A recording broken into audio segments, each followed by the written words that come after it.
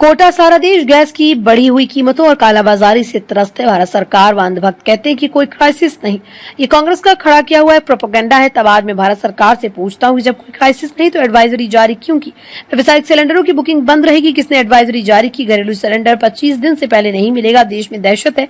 जिस तरह मोदी ने अमेरिका के सामने घुटने टेके और इस पैंडेमिक से पहले वहां से अपने ट्रेड डील में गैस और पेट्रोल खरीदने का जो मसौदा तैयार किया, वो भारत को बीमित व ट्रांसपोर्टेशन में 8 से 10 गुना महंगा पड़ने वाला है। पहले 60 रुपए सिलेंडर पर आप बढ़ा चुके हैं, आने वाले समय में 60 से 70 रुपए और बढ़ाने वाले हैं। ये बात पूर्व विधायक व कांग्रेस नेता प्रहलाद गुंजल ने कार्यकर्ताओं द्वारा आयोजित आक्रोश रैली को संबोधित करते हुए कही। गुंजल ने कहा कि आज क्या परिस्थितियां हैं, अमेरिका कहता है 30 दिन से ज्यादा की मोहलत नहीं, मोदी का खैर खराब नहीं करना चाहता। क्या मजबूरी है प्रधानमंत्री जी की आपकी इस लचर आचरण की वजह से भारत का आत्मसम्मान गिरा है? प्रहलाद गुंजल ने कहा कि हम दावा करते हैं, हम सनातन संस्कृति के लोग हैं, आदर्श हमारा जीवन है, हमारा चरित्र, हमारी परंपराएं, हमारी नैतिकता बहुत आदर्श है। दुनिया के दूसरे राष्ट्र अध्यक्ष, राजदूत व नेताओं का एपिस्टन फाइल में नाम आया तो उनके देश में सवाल खड़े हो गए, इन्हें इस्तीफे देने पड़े। और जब से आपका हरदीप पुरी और दिया कुमारी जी का नाम आया, सरकार व भारतीय जनता पार्टी का नेतृत्व मोनी बाबा बन गया, तो क्या भारत ये मान ले कि आप भारत को ये सहमति दे रहे हो कि आप गुनहगार हो? यदि आप गुनहगार हो तो गुनहगारों को भारत के शासन के रहने का क्षण भर भी अधिकार नहीं। प्रहलाद गुंजल ने कोटा में कोचिंग के बच्चों की कमी से हुई दुर्दशा पर बोलते हुए कहा कि पहले कोचिंग वालों से पार्टनरी मांगी गई, जब कोचिंग निपट गई तो एक बड़ा कारखाना कोटा में आने वाला था। जब उससे भी यहाँ के नेताओं ने 50% की पार्टनरी मांगी तो वो कारखाना भी यहाँ के बदले किसी दूसरे राज्य में चला गया। गुंजल ने कहा, मैंने पिछली सभा में कहा था कि बेईमानों, आपके शहर के व्यापार पर 50% हिस्सेदारी, कब्जा, डकैती, डाका डालने के लिए जनादेश नहीं दिया है, मुंह छुपाने के लिए अपनी बाउंड्री वालों का काम चालू करवा दिया। मुख्यमंत्री जी आ रहे हैं, कोटा बूंदी के सरकारी कर्मचारियों के सभा में आने से पाबंद करवा दिया। 940 बसें लगाने के बाद भी 5000 लोग नहीं पहुंचे। बिलाजी व्यावसायिक सिलेंडर नहीं मिलने से शहर की होटलें व मेस बंद हो रही हैं। पहले ही कोटा में कोचिंग के बच्चे नहीं हैं, जो उन्हें भी खाने के लिए भटकना पड़ रहा है। कोटा की कोचिंग को तो नहीं बचा पाए, होटल हॉस्टल और मेस वालों को सिलेंडर उपलब्ध करवा दो ताकि बच्चों को तो 2 वक्त की रोटी आराम से मिल सके। इससे पहले सुबह 10 बजे से गुंजल के नयापुरा कार्यालय पर कार्यकर्ताओं का जुटना प्रारंभ हो गया। 11 बजे गुंजल हजारों कार्यकर्ताओं के साथ रैली के रूप में कलेक्ट्रेट के लिए रवाना हुए। हजारों की संख्या में एकत्रित कार्यकर्ता हाथों में गैस सिलेंडर की तख्तियां, झंडे, बैनर लिए सरकार का विरोधी नारे लगाते हुए कलेक्ट्रेट पहुंचे। सभा को बूंदी जिलाध्यक्ष महावीर मीना, पूर्व अध्यक्ष सरोज मीना, क्रांति तिवारी, अनूप ठाकुर, मंजूर तंवर, विपिन बरथूनिया, हेमंत चतुर्वेदी, राजू पहाड़िया, राजीव आचार्य ने भी संबोधित किया। संचालन पूर्व पार्षद दिलीप पाठक ने किया। धन्यवाद रुक्मणी मीना ने किया। प्रदर्शन में अल्पसंख्यक मोर्चे के प्रदेश सचिव बादशाह खान, जिला अध्यक्ष मंजू चौधरी, बलविंदर सिंह, लोकेश गुंजल, बीटा स्वामी, ललित सरदार, नीरज शर्मा, आसिफ मिर्जा, अजय भान सिंह, शक्तावत, विनोद शर्मा, टीकम सुमन, दीपक नामदेव, पूर्व पार्षद मोहम्मद इसरार, जिला कांग्रेस कमेटी के पदाधिकारी, विभिन्न प्रकोष्ठों के अध्यक्षों सहित हजारों की संख्या में कार्यकर्ता उपस्थित रहे। तो डॉलर में हमें भुगतान करना पड़ रहा है, हमारे विदेशी मुद्रा भंडार का क्षय होता चला जा रहा, और जो हमारा विदेशी मुद्रा भंडार खाली होता जाएगा, दुनिया के बाजार में रुपए की कीमत गिरती चली जाएगी। मैं भारत के प्रधानमंत्री, तत्समय के मुख्यमंत्री के शब्दों में कहना चाहता हूं, तो बड़े जोर से कहा था मनमोहन सिंह जी, रुपए की कीमत नहीं गिरती, देश की साख गिरती है।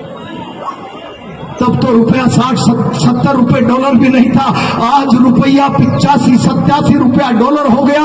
और चंद समय में अगर हमारी विदेशी मुद्रा का भंडार, गैस तेल भंडार को खरीदने में अगर इस तरीके से खारिज होता चला जाएगा तो रुपए की बाजार, अंतर्राष्ट्रीय बाजार में कीमतें कितनी कम हो जाएगी। क्या मोदी जी ये देश की साख खराब नहीं होगी? अंधभक्तों कब तक ये नारा लगाओगे? मोदी है तो मुमकिन है। क्या मोदी यही मुमकिन करते चले जा रहे हैं? वैश्विक बाजार में भारत की साख गिरती चली जा रही। मैं प्रधानमंत्री जी से सवाल करना चाहता हूं, अभी बूंदी के हमारे अध्यक्ष जी कह रहे थे एपिस्टन फाइल में नाम आ गया।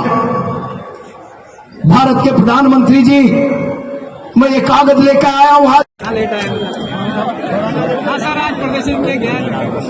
सारा देश गैस की बढ़ी हुई कीमतें और कालाबाजारी से तंग है। भारत सरकार और अंधभक्त कहते हैं कोई क्राइसिस नहीं है, कांग्रेस का खड़ा किया हुआ प्रोपेगेंडा है। तब मैंने आज भारत सरकार से पूछा है, क्यों एडवाइजरी जारी की? व्यावसायिक सिलेंडरों की बुकिंग बंद, किसने एडवाइजरी जारी की? घरेलू सिलेंडर 25 दिन से पहले नहीं मिलेगा, देश में दहशत है। और जिस तरीके से अमेरिका के सामने आपने घुटने टेके हैं और इस पैंडेमिक से पहले वहां से आपने ट्रेड डील में गैस और पेट्रोलियम खरीदने का जो मसौदा तैयार किया है वो भारत को बीमे और ट्रांसपोर्टेशन में 8 से 10 गुना महंगा पड़ने वाला है। क्या मजबूरी है आपकी? जब भारत आगे बढ़ रहा था तब नेहरू ने गुटनिरपेक्ष आंदोलन खड़ा करके कहा था हमारी सार्वभौमिक संप्रभुता को कोई चुनौती नहीं दे सकता, हम किसी मां शक्ति की शरण में नहीं, मां शक्ति बनने के रास्ते पर आगे बढ़ेंगे। और उसका परिणाम हुआ कि आज भारत यहाँ पहुंचा है। इंदिरा जी ने पाकिस्तान को छक्के छुड़ा दिए, बांग्लादेश बना दिया, युद्ध के लिए अमेरिका आगे बढ़ा। ये हमारी विदेश नीति थी कि रसिया हमारे पक्ष में युद्ध लड़ने के लिए आकर खड़ा हो गया। आज क्या परिस्थितियां हैं? अमेरिका कहता है 30 दिन से ज्यादा खरीद की मोहलत नहीं। मोदी का कैरियर खराब नहीं करना चाहते।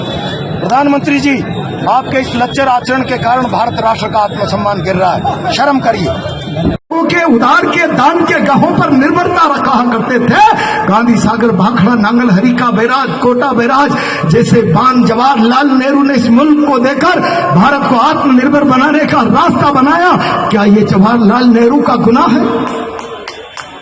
जवाहरलाल नेहरू ने तय किया हम गुटनिरपेक्ष आंदोलन का समर्थन करेंगे, उसकी अगुवाई करेंगे, जहां जिसके साथ रिश्तों का लाभ लेंगे। अगर भारत में तकनीकी और हरित क्रांति के लिए इजराइल अमेरिका का सहयोग होगा तो वो हम लेंगे, और सामरिक शक्ति बनाने के लिए अगर रसिया का साथ लेना होगा तो वो लेंगे, लेकिन किसी के दबाव में नहीं। स्वतंत्र रूप से हमारी जरूरतों को पूरा करने के लिए हम दुनिया के देशों के साथ अपने रिश्ते रखेंगे। ये हिम्मत अगर किसी के पास थी तो जवाहरलाल नेहरू के पास थी। आज क्या कर रहे हैं आप? कहां ले जा रहे हैं? और कोई आपके खिलाफ नहीं बोले, इसके लिए ये पुलिस के गुंडे, ये यहाँ के प्रशासन के लोग जमीनें छीन डालें, उसके काम धंधे बंद कर देंगे, उसके खाने बंद कर देंगे, उसके दुकानों पर जीएसटी चली जाएगी, उसके फालतू के झूठे मुकदमे लगा देंगे। प्रधानमंत्री जी और मुख्यमंत्री जी, आपके राज्य में कोटा तबाह हो रहा है, तबाह। मैं बहुत जिम्मेदारी के साथ कहना चाहता हूं, कलेक्टर साहब सुन लो कान खोलकर। मैं कोटा उत्तर का एमएलए रहा, कोटा उत्तर का एमएलए रहा। 18 कॉलोनियां जिन पर सीलिंग का मुकदमा चला करता था, मैं सरकार जिसमें पक्षकार बनकर हाई कोर्ट में लड़ रही थी, मैं मुकदमा वापस कराने के लिए लगातार लड़ता रहा। इन 18 कॉलोनियों को पट्टे दीजिए। आपकी सरकार उनको पट्टे देने के बजाय फेखड़ा के उस बाग में प्रॉपर्टी डीलरों को, एक भाजपा के नेता को लाभ देने के लिए वो सीलिंग का लगा हुआ नोट कलेक्टर साहब आप हटा दो। शर्म करो, चुल्लू और पानी में डूब मरो। आप कलेक्टर किसी नेता की हाजिरी बजाने के लिए किसी प्रॉपर्टी डीलर, किसी विधायक और सांसद को चंद रुपयों का लाभ देने के लिए नहीं हो। न्याय संगत काम करो। 18 कॉलोनियां पट्टे से वंचित, एक धनाढ्य व्यापारी प्रॉपर्टी डीलर फेगड़ा के बाग में कलेक्टर किसके आदेश से, मुख्यमंत्री या फिर हाई कोर्ट के आदेश से आपने नोट हटाया? आज कान खोलकर सुन लीजिए, फिर से हाई कोर्ट का स्टे आ गया। अगर वो नोट नहीं लगा, वो नोट हट गया तो कांग्रेस पार्टी की सरकार आएगी, आपके गुनाह की जांच कराई जाएगी और उस गुनाह के लिए आवश्यक दंड जो भी होगा वो निर्धारित किया जाएगा। कोई न्याय का लाभ रोक नहीं सकता। क्या कर रहे हैं आप? कल परसों मेरे पास मंडाना का एक मेघवाल परिवार आया है। कलेक्टर साहब, मैंने एसडीएम साहब को फोन करके कहा है, क्या ये सत्ता का चरित्र है? मेरे खेत के आसपास भाजपा के जिला अध्यक्ष और कुछ भाजपाइयों ने जमीनें खरीद ली, मेरा रास्ता बंद कर दिया। न तहसील में न थाने में मेरी कोई सुनवाई नहीं, मुझ पे दबाव बनाया जा रहा है, कौड़ियों के दाम जमीन बिकवा दो। मैंने कहा अगर इस सरकार का चरित्र यही बन गया तो भीख मांग कर खा लेना, जमीन ट्रांसफर मत कराना। मैं जबाड़े के दांत गिन दूंगा, राज आने के बाद जबाड़े के दांत गिन दूंगा। 32 के 32।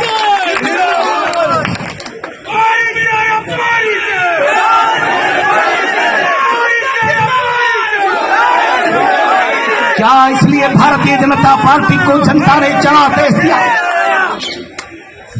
क्या देश में प्रदेश में जनता ने भारतीय जनता पार्टी को जनादेश इसलिए दिया? अमित शाह जी आप गुंडागर्दी करें, क्रिकेट जैसी संस्थाओं में आपके मानसिक रूप से परिपूर्ण बेटे को विश्व की बड़ी संस्था पर बैठा, बहुत परिपूर्ण, बहुत बड़ा क्रिकेट का खिलाड़ी। क्या इसलिए कि देश में कोई आपके खिलाफ बोले तो सत्ता का भय दिखा दो, सारी मशीनरी को उसको मटियामेट करने के लिए लगा दो? क्या राजस्थान के मुख्यमंत्री भजन लाल जी, शर्म करो, 3 साल होने वाले हैं, डरना बंद करो। आप मुख्यमंत्री है, गुनाह जो भी करेगा उसका खाता हिसाब किताब आपके मुख्यमंत्री के बैलेंस पे जोड़ा जाएगा।